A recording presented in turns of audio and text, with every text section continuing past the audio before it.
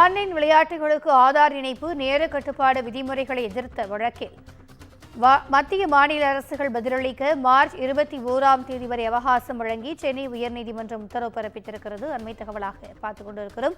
கூடுதல் விவரங்களை எமது தலைமை செய்தியாளர் சிவா வழங்க கேட்கலாம். வணக்கம் சிவா, இந்த வழக்கு தொடர்பான கூடுதல் விவரங்கள்.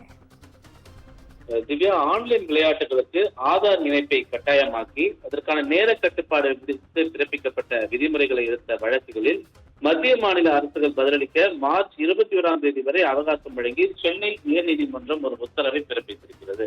தமிழகத்தில் ஆன்லைன் விளையாட்டுகளை முறைப்படுத்த கடந்த 2022ஆம் ஆண்டு தமிழ்நாடு ஆன்லைன் சூதாட்ட தடை மற்றும் ஆன்லைன் விளையாட்டுகள் ஒழுங்குமுறை சட்டம் இயற்றப்பட்டது. இந்த சட்டத்தை எதிர்த்து தாக்கல் செய்யப்பட்ட வழக்குகளை விசாரித்த சென்னை உயர்நீதிமன்றம் அதிர்ஷ்டத்துக்கான ஆன்லைன் விளையாட்டுகளை தடை செய்தது செல்லும் என தீர்ப்பளித்தது. அதே சமயம் திறமைக்கான ஆன்லைன் விளையாட்டுகளான ரம்மி, போக்கர் விளையாட்டுகளை தடை செய்ய பிரிவுகளை ரத்து செய்து தீர்ப்பளித்த உயர்நீதிமன்றம் ஆன்லைன் ரம்மி உள்ளிட்ட விளையாட்டுகளை விளையாடுவதற்கான வயது, நேரம் உள்ளிட்டவை தொடர்பாக அரசு விதிகளை உருவாக்கிக் கொள்ளலாம் என 2023ஆம் ஆண்டு நவம்பர் மாதமே ஒரு தீர்ப்பை வழங்கியிருந்தது. இந்த நிலையில்தான் இந்த சட்டத்தின் கீழ் ஆன்லைன் விளையாட்டுகளை ஒழுங்குபடுத்த விதிமுறைகளை வகுத்து பிப்ரவரி 14ஆம் தேதி அரசிடம் வெளியிடப்பட்டிருந்தது.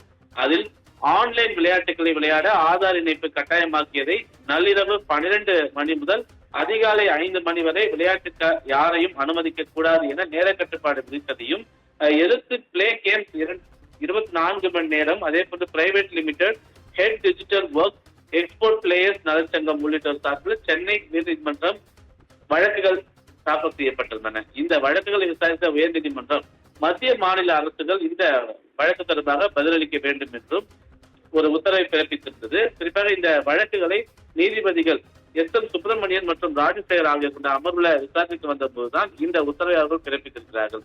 அது மட்டுமில்லாமல் இந்த அவகாசம் கோரப்பட்டது தொடர்பாக மத்திய மாநில அரசுகள் 2 தரப்பிலிருந்தும் அவகாசம் கோரப்பட்டிருந்தது.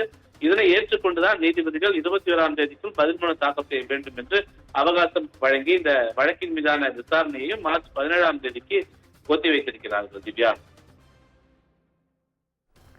விரிவான தகவல்களுக்கு நன்றி சிவா.